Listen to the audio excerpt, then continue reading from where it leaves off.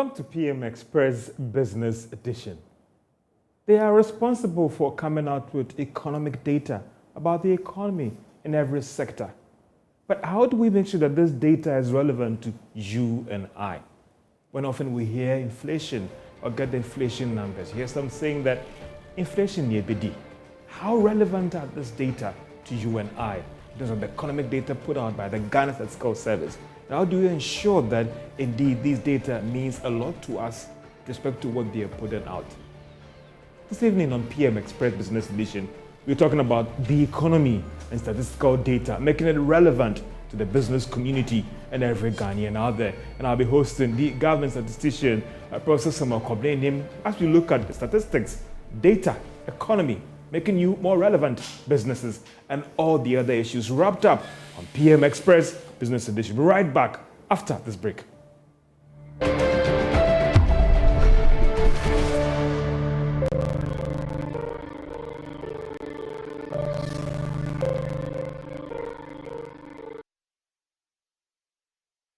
Express Business Edition, as we talk about the economy, statistics, making it relevant to the business community and Ghanaians out there. How do we ensure that when that data is put out, it makes some meaning to you? And with all these data being put out, is it an information overload or you need it at this time? Well, I'm engaging the government statistician, Prof. Annim, on statistical data and the economy, the business community, and you and I as a citizen. This is our last show for the year. And Prof, thank you so much for spending your Thursday night with us. I mean, it's not easy. I know you have a lot of things to take care of, family issues and work, but you've had time to be with us here. How have things been going up with you? I mean, Christmas, work, how are things going? Thank you very much, George, for having me on the program. As you rightly indicated, around this time, it's really tough to be attending to some of these engagements. But given the scheduling that we had done earlier in the year and the fact that we had agreed on some major undertaking in the course of the year, when you did indicate that you would want me to appear on the show, I thought, I mean, it's just on the back of the census, it's just on the back of the GDP, it's on the back of inflation. So it would be a good time to have a conversation with you to educate people. I've been also spending the Christmas as well. Yes, I mean, it's been a very relaxed period for me. I mean, it's been a while since I took some regular days off. So since the 23rd, I've not been to the office until last Tuesday that I went in. And today, practically, I've been off work. Yeah. That's good to hear. You're not talking about data, but now you're talking about data. So, I mean, for you, when you put out data out as government statistician, and for instance, you hear people say that inflation is BD. Are you worried that maybe these people don't appreciate the data being put out, or we've not done well as a country, as a service, to let people appreciate that, listen, data is everything? So, George, let me commend you for this titling of today's show. I mean, we didn't discuss the titling of it, but if I reflect on the words that you've chosen, the economy and statistical data, how the Ghanaian populace are taking this up. And this is exactly what we need to do as Ghana Statistical Service. One of the things that we've taken upon ourselves is to approach this from the perspective that we've not done enough as an agency. Nobody doubts the fact that we need data to run this economy, but if we go down the route of saying that people don't appreciate it without interrogating ourselves whether we've really put out the data in a manner that people are going to use it, then we'll be jumping the gun. And to support this argument is one of the basic tenets when you are running a statistical agency in terms of making your services useful, which has to do with the relevance of the data that you are putting out there, the impartiality of the data that you are putting out there, and whether people have equal access to the data that you have out there. And continuously we are measuring our performance based on that. One of the things that we ask ourselves is, what is the practical utility of the data that we put out there? And that is why we precede each of our surveys with what I call the national entry. Hitherto we're doing community entry and household entry, but in the past 3 years we've intensified our national entry for every survey that we do, including and also the censuses. That is why we stepped up our publicity ahead of the census, and in recent times we've done publicity on the 2 ongoing surveys that we are doing as a service. In a country where people don't open up on data, and I remember when I was doing my thesis, both at undergrad level and even postgrad, how I struggled when I had to engage the public and sometimes the business community in data gathering. It was one of the most difficult things for me personally in putting together my research. Not to let out your secrets or anything, but how has the service been able to get around the challenge, i.e. the impact on the final results? Because there are times when you hear the results about some of these data, maybe away from the service, it was like, oh, it's not true, or it's not true. I mean, really, and all the rest. How has the service been able to get around this challenge, especially in putting together the inflation numbers, move on to GDP, and now you're doing other surveys, and I'll be coming deep into that one as well. How's the service getting around this challenge of people don't want to give data? Businesses, individuals, corporate institutions, even government agencies. Sometimes I know how some of you have to struggle to remind them of the law and all the rest to provide certain data. 2 things, George. One is I'm hesitant to say that people are really reluctant in giving us data. Okay. We have a few out there who are reluctant, but I will not generalize that. Okay. I really would commend persons in Ghana to the extent of the data that they give to us for the 2021 population housing census, and with other surveys that have been personally involved. I know the extent to it. Yes, we do get non-response, but once you get a non-response ranging somewhere less than 5%, you do not worry about that. And anytime we're doing sampling for any survey, we accommodate non-response and we make up the number. The other side is that I'm pretty optimistic moving forward because of the data revolution that is happening globally.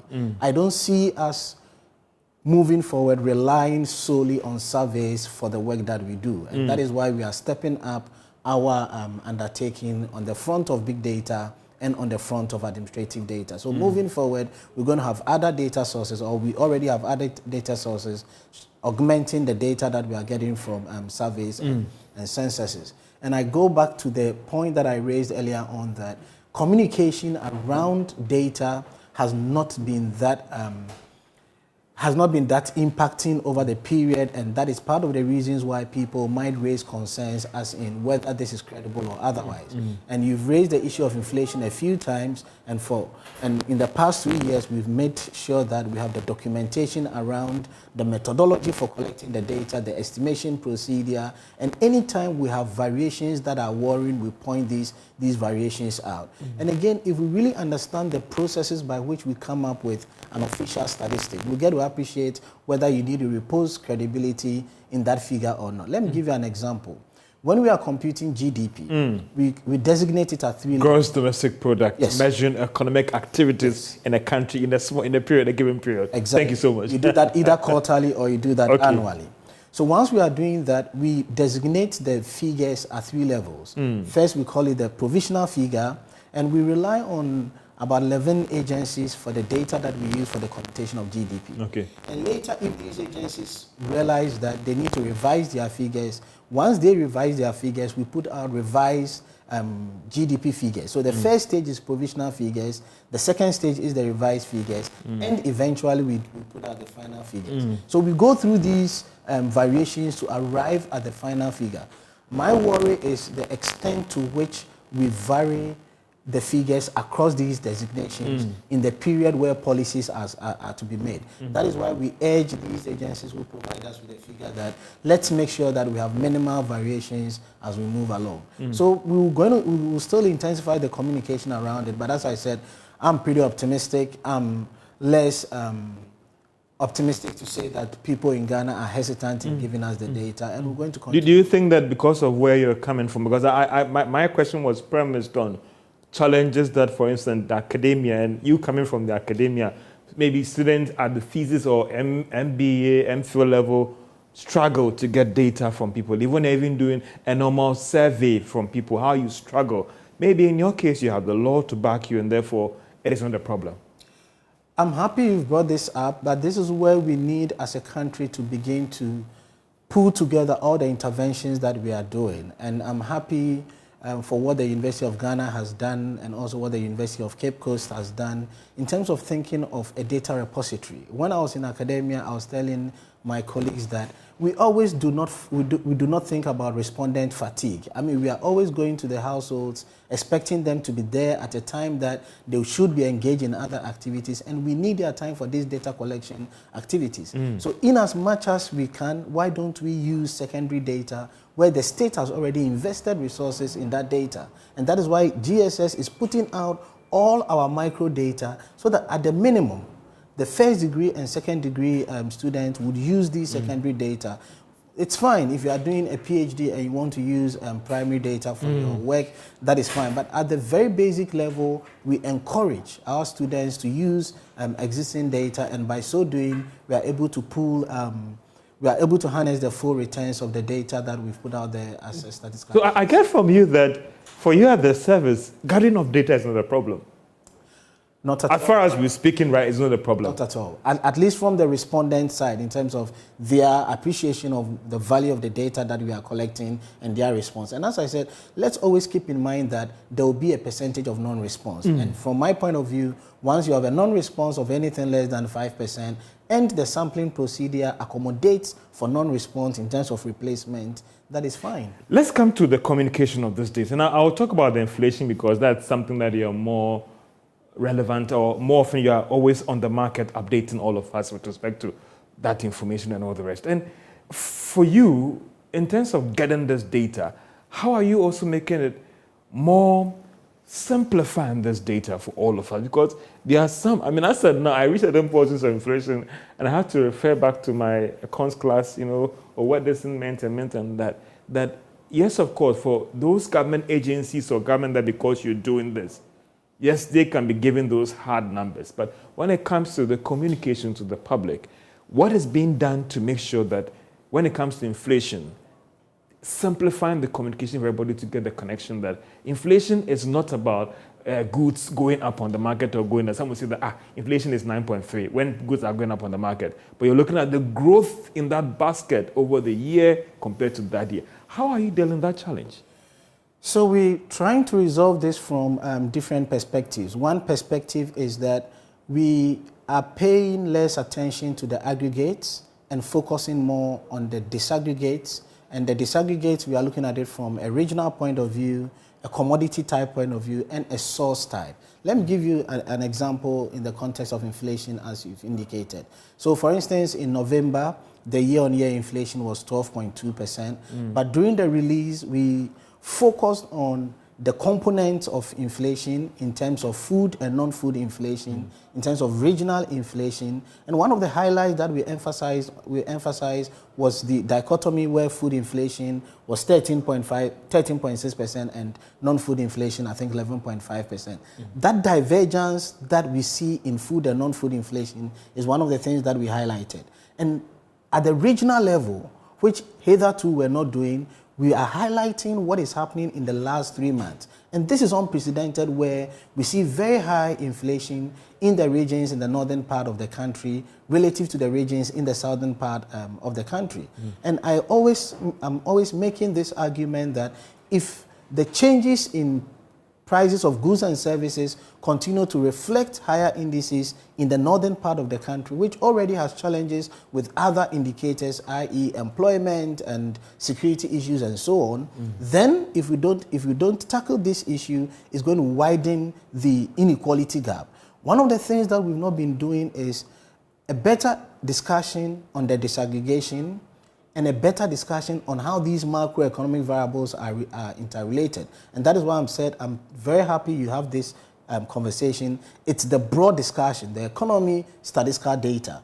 Moving forward, one of the things that, George, I think we should be doing is, towards the end of the year, we should sit around the table, pick 8 macroeconomic indicators, and look at how the numbers have played out in the course of the year. So now we are discussing only inflation of 12.2 and thinking that this 12.2 has nothing to do with the GDP of 6.6 that we recorded, thinking that the 12.2 has nothing to do with unemployment of 13.4 that we recorded. It doesn't have anything with inequality. Then you move to the other side of the economy, which has to do with the monetary side, and you need to discuss this, the relationship between inflation and interest rate, inflation and exchange rate. This is a conversation that we hardly have. We just leave this conversation to be held on the corridors of academia and the few who make decisions for the country. But if we get the public to understand two things, the disaggregation of each of them, and the second one is how these variables are interrelated, people will begin to get that connection. And part of the reason why I think people have not associated so much with this indicator is the failure on our side to regularly put out this data. So for instance, if you talk about poverty, the last time we had poverty, consumption expenditure poverty in this country was during the 2017 Ghana Living Standard Survey when it stood at 23.4. Now we are waiting for next year to have another poverty index if we are not done the multidimensional poverty. So this is where we need to step up the regularity of these indicators, and that is why we've rolled out a number of surveys in the coming years. Let's come to making use of this data, and first the business community, individuals, or maybe government as well. And for instance, inflation. Yours is to put out the data. Is the policy response making use of this data, especially with inflation? Indeed, they are making use of it. The policy environment, I would say, has very minimal option not to use the inflation data, because if not for anything, it is the driver of all the investment that you expect to flow into the country. It is the driver of the strength of your currency. It is the driver of your actual value of goods and services that you have to put out there. I think the conversation really is, to what extent have they used it? And I'm going back to what I said earlier on. We shouldn't be only talking about the monthly inflation rate. It doesn't say anything. But the conversation that we should have at the end of the year, as we sit here now, is say that how has inflation panned out in the course of the year? Yeah. Between January and November, what has happened? What has been the main driver of food inflation, non-food inflation? Why are we seeing a lot of volatilities across the regions? Why are we seeing different drivers over the period? But nobody is having this conversation. And that is why for us at Ghana Statistical Service, we are to a very large extent happy about the engagement that we've had with very strategic leaders in the country, i.e. the Speaker for Parliament has been very receptive. We're looking forward to a time that we're going to have that regular engagement on the floor of Parliament on an annual basis, as I'm telling you, to say that, can we assess what has happened to each of these macroeconomic indicators? Can we assess how they've interrelated with other macroeconomic variables over the period? The Vice President has been very receptive. The President himself has been very receptive. So we're looking forward to a more engaging environment in the coming years where Ghana Statistical Service would indeed be part of every conversation on a regular basis. One, on the disaggregation, and two, on the interpretation. What about the business community? What has been the level of engagement with the business community as well? The level of engagement with the business... Or they are not relevant because you're dealing with policymakers, and that's where the data is needed? Not at all. One of the things that we've not talked about, George, is the producer price inflation, which is definitely coming from the producer side, the business side. And you are aware that the last time currently we are computing our producer price inflation using 2006 as the base year, and which is reflecting an economy that has three sectors: manufacturing, mining, acquiring, and utility subsector. This clearly is not reflective of the current economy that we have. So we're now rebasing our PPI, and during that process, we had a 6-month-long engagement, about a 6-month-long engagement with the business community on how we can get them to feed us with the data, and in turn, how they can utilize the data that we are giving to them. Indeed, I've had instances where we've engaged with some members in the business community on some specific macroeconomic indicators that they think are core to what they are doing. In the past year, we've been overwhelmed with the census activities, but definitely moving into 2022, I can say with confidence that we would have finished the rebasing of the producer price inflation, which will be reflective of the current structure of the economy that we have. We would have expanded consumer price index because we finished with over a year-long data collection on the CPI. So now we're going to have that is the consumer price index. So we're going to have the CPI for all the 16 regions. And these are the things that we think, once you get that granular data disaggregated from different sources, people will better appreciate it rather than just... And coming back to the better appreciation as well, do I get from you that you're also going to review the basket and the base year for calculating inflation? Because that is one. Because another thing where people have complained because it doesn't seem relevant what is happening is about what contains in the basket. And there were times when we had even a video cassette, and I know that we've moved on from that how many people are consuming video cassette as of now? So as we speak right now, have you been able to establish a year where you've been able to extrapolate all the collections, and now we have a new base year and more addition into the economy, so that when you come out with inflation data for March 2023, it's so relevant that, listen, it hits everybody. So, George, again, we need to, first of all, ask what is the basket that we are using now? And the last time we did a rebasing. Okay. And that is why I said, now anytime we do the release, we put the link to the technical guide for the computation of inflation. I mean, to apprise listeners, we're now working with 307 items. And if you break down these items into brands and type and whatever, we're talking about 39,500 products that we are collecting data on them from 7,726 outlets. So we're now working with 44 markets, and from these 44 markets, we have 7,726 outlets. What is important is that the rebasing for this 2021 that we have in this conversation is to 2018. Are you going to review the year? We're going to review the year. It's part of our 5-year plan, but this has to be done after. We need to appreciate how we arrive at the computation of CPI. Sorry. It's not just going to the market. Yes, it's not just going to the market to collect data on prices and quantities. The third variable that we use for computation of consumer price index and inflation is the importance that people attach to these items. And we estimate this importance based on the expenditure that people put on these items when we do the Ghana Living Standard Survey. So the last time we did the Ghana Living Standard Survey was 2017. That is what made it possible for us to do the rebasing for 2018. In our scheme of work, we are starting the annual household income and expenditure survey 1st of January, just on Saturday. It's going to be a year-long exercise, which would give us data on the expenditure, and for the first time we are going to capture data on quarterly basis and on annual basis. Once we finish this exercise, we get the weights. We are in a position to rebase our consumer price index because we would have the weights, we would have the prices, and the quantities. From where to when? From 2018 to... so now the rebasing will be to 2023 because you need to collect the data for a year. So you're going to move to 2023. So then it is going to be current year. Yes, once we do that. So the process is that for you to be able to say year-on-year inflation, what that simply means is that if I'm in December 2021, how does it compare with December 2020? So until we have a full year's data, you cannot do rebasing. So once we do the annual household income and expenditure in 2022, then that gives us the weight.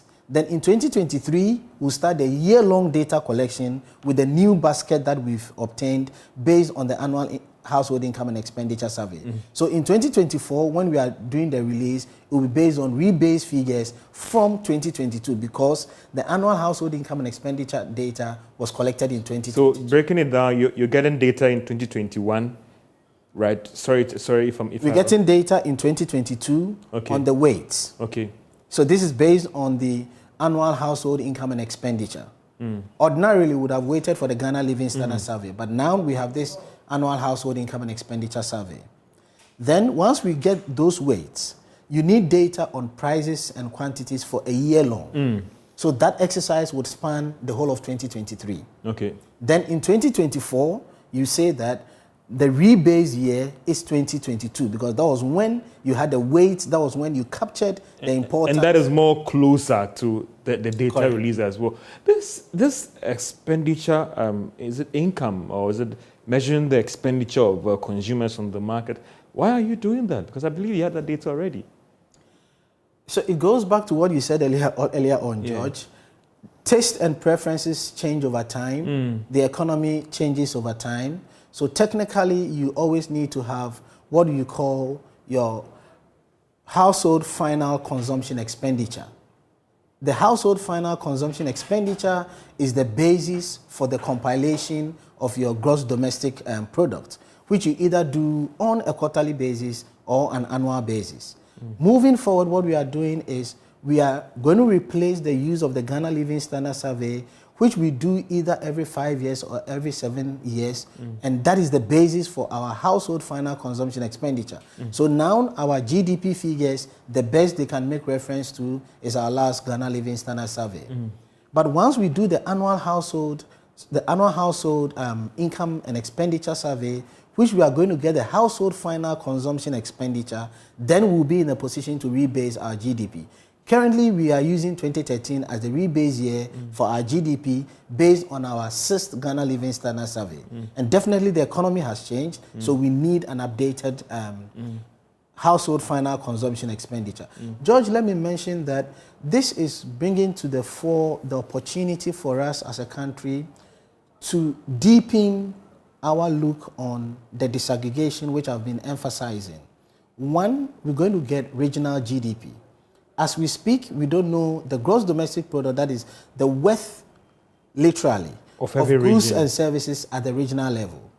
This is not helpful in so many respects, even from the governance perspective is not helpful, because you have the Regional Coordinating Council superintending on something that it's only a national reflection and not a regional reflection. So if we get the Regional Coordinating Council to better appreciate the final value of goods and services within their region, then they are in a position to say that this policy can be tailored to this region's need, and this other policy can also be tailored to this region's need.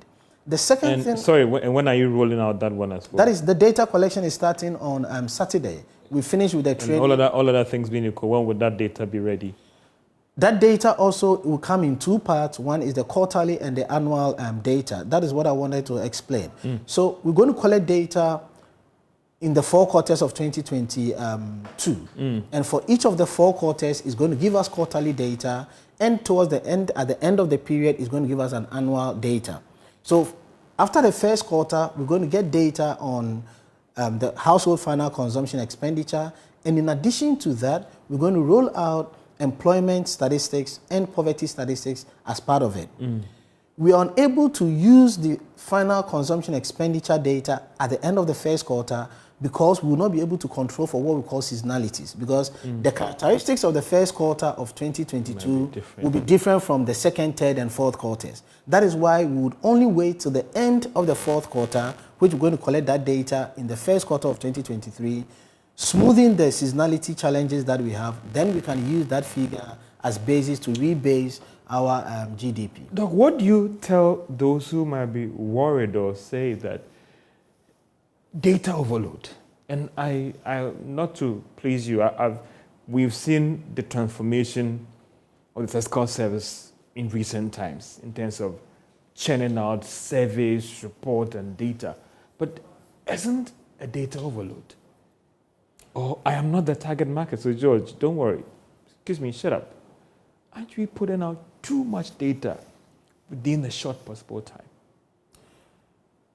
I would really distance myself from that discussion. Sorry, I'm taking this strong position on this. And this is not because of my role as the head of Ghana Statistical Service, but my appreciation of why you need frequent data. And again, I'm emphasizing disaggregated data. If you're asking me, we do not have the necessary data to drive this country. Yes, we've seen some changes occurring over the period, but we need to do more. And I just mentioned to you, you cannot be running an economy with a poverty rate based on 2017 data. I mean, so where is the overload? You cannot be talking about, the last time we talked about employment, unemployment figures in the country from Ghana Statistical Service was during the last Living Standard Survey, which was in 2017, 2018. And then the census has brought us another employment figures. And that is why moving into next year, what we want to do is that we need quarterly data on employment, unemployment in this country. And again, get it in a different way. over the years, we've used either surveys or censuses, which in the case of surveys, you are dealing with different samples over the period to estimate your employment, unemployment figures. And the only story we talk about is the headline unemployment figure.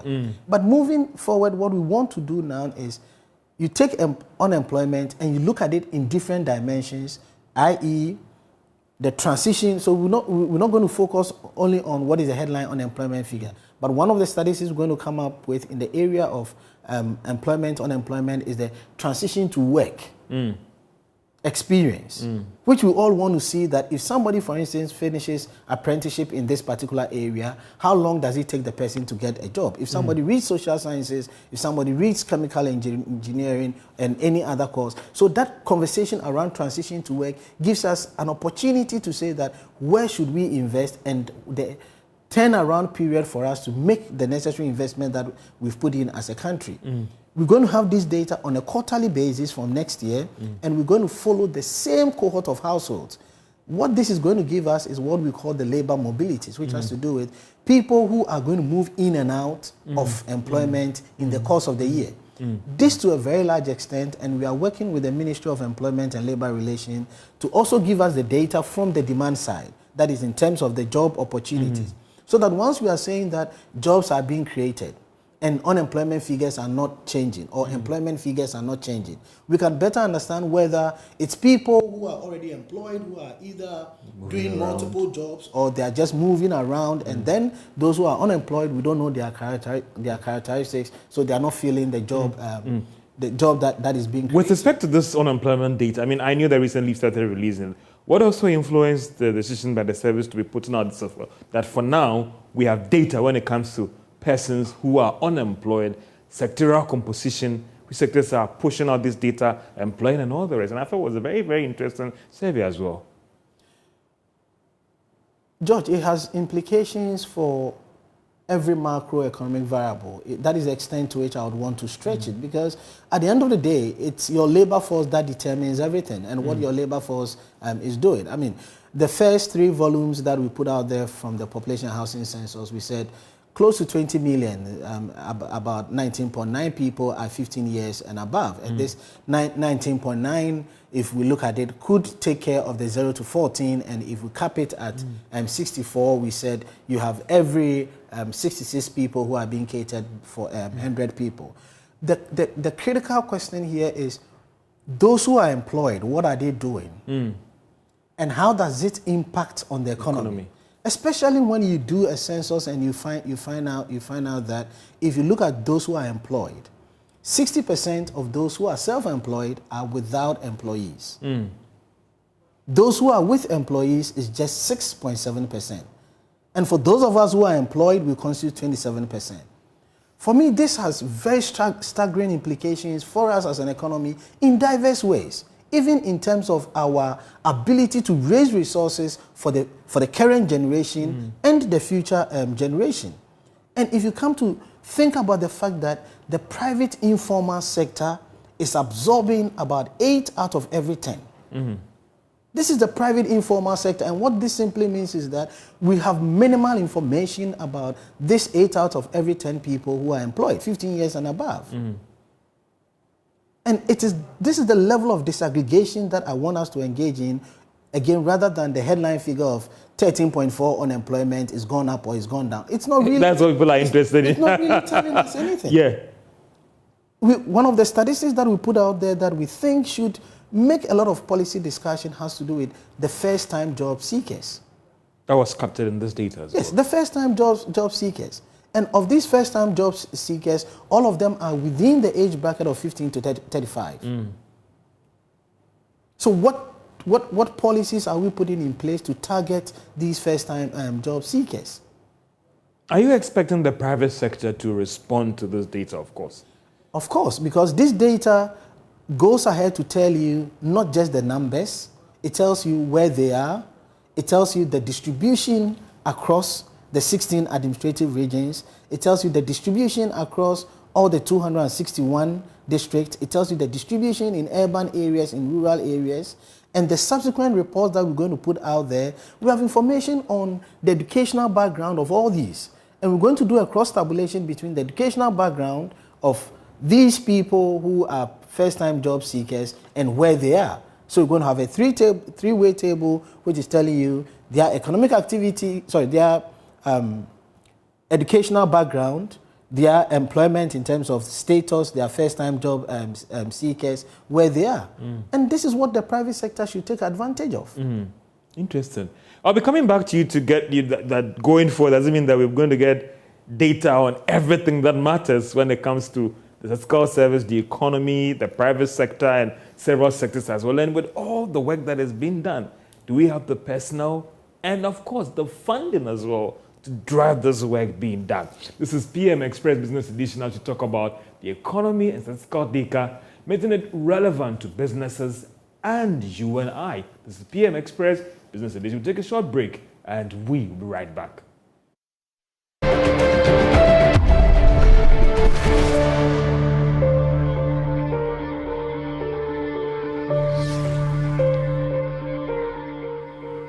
Welcome to PM Express Business Edition as we talk about the economy, statistics, businesses, and relevant to you and I. And I'm engaging the government statistician, Professor Samuel Kopninim, as we look at how can we make data more relevant to you as a business person, as an individual out there, and all the data that is being put out, making it more relevant to you and I. And Prof, we're wrapping up our discussion on the unemployment data that has been put out. And for you as a generator, for you, what was the eye-opener in, for the first time, getting more detailed scientific data on this?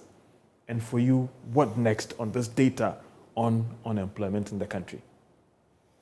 So I'll look at this from three perspectives. One is the measurement of unemployment and how we've dealt with it as a country. If you just give me 2 minutes, I just walk persons in Ghana through the measurement. So we measure unemployment using three key variables: whether the person did work during the reference period, and in this case, the census, we made reference to the 7 days preceding the census night. So once we ask you whether in the last 7 days preceding the census, whether you worked or not, it's one of the key variables. The second variable condition on the responses, if you didn't work, whether you are available for work, and the third variable is whether you sought for work. Over the period, the International Labour Organization have measured unemployment from two perspectives. One that is the strict definition of unemployment, and the other is the broad definition. So as a country, until our last Ghana Living Standards Survey and the Labour Force Survey, which we did in 2015 and 2017, 2018, we're using the strict definition of unemployment, which uses you didn't work, you were available, and you sought for work. But this time around, for policy targeting, we said, why don't you do the broad definition of unemployment and then look at it from you didn't work, you are available, and relax the condition on whether you sought for work or not. And went ahead to do so beyond the 13.4 unemployment, we have provided the statistics on those who are available but did not seek for work. So if you are interested in that, comparing over time the strict definition, you just have the numbers to do that. The second thing beyond the measurement issue is, which was an eye-opener for me as a statistician, is the revealing nature of the statistics at the disaggregated level. And permit me to emphasize one of the things that we are putting out there, that Savannah region continue to be a deprived region, and we need, as a country, to pay particular attention to Savannah region. The Proximity to Essential Services report clearly put out there the extent to which children are being deprived from pre-primary nationwide, but how stark the variation was when you talk about Savannah. It was revealing on the front of education, on the front of health as well. And this time round too, on the front of economic activity, i.e. unemployment, the situation in Savannah region is something that we need to concern ourselves with. When you are talking about the national figure of 13.4, you are talking about Savannah region in excess of 24% in terms of unemployment in Savannah region. If you look at the situation for Savannah and Upper East region in particular, if you look at different age cohorts And for me, this is where if we don't intervene, we're going to have the rippling effect, because if you have majority, 15 to 24, struggling to find work, and the situation in Upper East is about 3 times the national figure of unemployment. So while we are talking about 13.4 for national, 15 to 24 in Upper East region, we are talking about 39%. Savannah region, we are talking about 38%. Mm-hmm. This is the age bracket that would have to feed the dependent bracket, that is the 0 to 14, and the 65 plus, that is the 65 and above. So it is important again to look at the regional variations, and Savannah region in particular have different interventions in that respect. And the other side is what we talk about in terms of those outside the labor force. George, if you are computing unemployment, you just say it's a ratio of number of persons who are unemployed of your labor force. So you take, in this case, the 1.5 persons who are unemployed and divide it by your labor force, which is about 11.5. You remember I said the population 15 years and above is about 19.9 million. So what we are talking about here is those outside the labor force 15 years and above. And the reasons why they are outside the labor force. Genuinely, some of them are in full-time education, and let me emphasize that if you are computing unemployment rate, we exclude all those who are currently in school for policy targeting purposes. But for those who are outside the labor force, for reasons such as I don't think there is work to do, for reasons such as I am discouraged, this group of people will require different interventions. So on the side of the government, there could be jobs available, but people are simply not going out there because people just are of the view that there's no work. And let me come in, and I'll mention, I know an agency, an accounting firm, that when I had this discussion with them, when this data came, I said, George, listen, we have lots of requests from companies, but we are not getting the right skill set to fit in. So sometimes the argument about no job is quite debatable. And this country rep told me, George, we've had lots of requests from private firms, and we can't get the people to fit into these positions. So I don't know, as a statistician, I mean, what do you make of it? Did it reflect on what you were looking at, or, well, we know about this thing, George? No, George, maybe I didn't emphasize that point. Earlier on, I did indicate that we are working with the Ministry of Employment and Labor Relations. Statistical Service over the period has looked at the supply side of the labor force. So we go to households and say, are you working? I'm not working. What is your education background? So this is simply talking about people who can put out their labor. The analysis that we've not done yet is the demand side. And the demand side is where we're going to look at the job vacancies. And this is exactly what we want to do with the ministry. And we are hoping that as we get these details in terms of the person requirements from these private firms, from government agencies, then this can be matched. So in the current annual household income and expenditure survey, we have a whole section on skills matching, which would help us identify the gaps between the demand for labor and the supply for labor. Prof, in all these things that we've spoken about, one would say that, listen, great work being done by the service, personnel and funding is critical. Do we have it? It's yes or no. It's yes and no, sorry. And let me start with the funding. We are currently in a period where through an IDA facility, we have mapped out our work for the period 2020 to 2025, where funds for that work has been ring-fenced. And we said this severally during the census. It's that same pot where we got resources to do it. What is important here for us as Ghana Statistical Service is that certainty of going ahead beyond 2024 with the kind of work that we are doing. And George, once we break the cycle for a year or two, we lose the relevance of the historical data. And that is where I say no in terms of funding, because as a country, we've, over the period, never ring-fenced money for statistic generation. And this is a conversation that we need to have dispassionately and say that we are committing a certain percentage of whatever to ensure that this quarterly labor force that we're going to start from 2022 will be part of the regular data that we produce at Is there any work apart from the government funding, then, which might not be all enough, to also look at private sector and maybe donor agencies coming on board to assist as well? Because some of the data that you put out is strictly something that private businesses will need them, Prof. I would always treat resources coming from non-government agencies as strictly supplementary. Okay. You know, the relevance of a statistical agency should not be left to the decision of whether private sector would invest in it or not.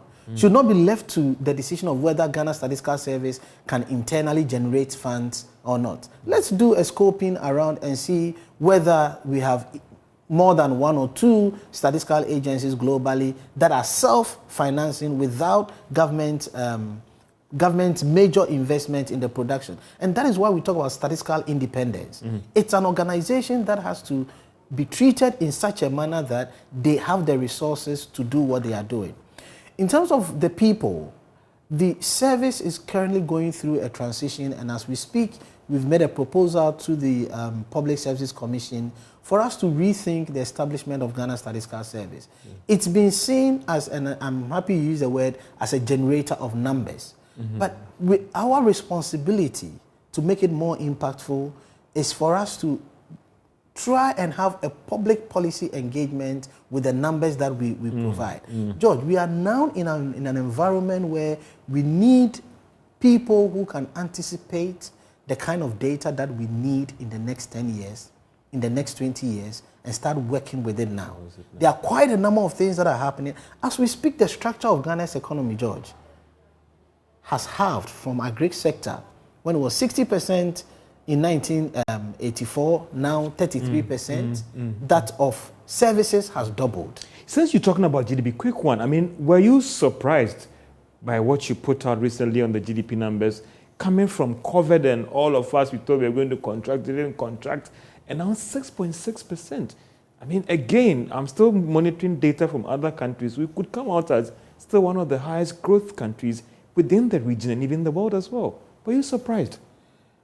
I'm always careful in saying I'm surprised. Now the data is out.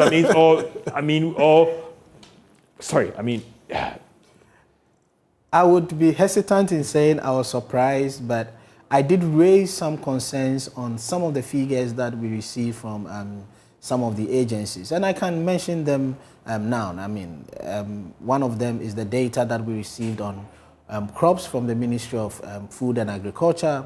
And again, that is why I emphasize the fact that these are provisional figures. Yes. We've asked them to look at the jumps, the hikes that we've seen. So they're going back to tell us what is really happening. We've also approached the Minerals Commission on some of the contraction that we saw with some of our minerals and asked them to go back and look at really what is happening. So we are still provisional. Still provisional and looking forward to what the revised figures or final figures. Prof, sorry, time is not, but in 30 seconds in a minute as we wrap up going forward, your final thought, please. In 30 seconds. George, let me emphasize the point that we are working with different stakeholders to ensure uptake of statistics. I really look forward to an annual engagement to review key statistics, at least those that are produced from Ghana Statistical Service, on an annual basis. So let's institutionalize this engagement where we'll come here and talk about trends in inflation, trends in GDP, trends in unemployment, and then people in Ghana will better appreciate each macroeconomic variable in terms of the disaggregation and how it is disaggregated. Please, let's make use of our stakeholders that we identified during our releases and urge you to engage with them that Ghana Statistical Service categorically said that this agency should be responsible for ABCD. And that is the only way we think we can get the uptake of the data. Prof, I thank you so much for your time. And all too soon you have to do the curtain down on PM Express Business Edition as you spoke about the economy, statistics, relevance of this data for businesses and individuals out there. I know the debate will go on in your homes about whether we need more or maybe less is needed. This is PM Express Business Edition. Have a great day.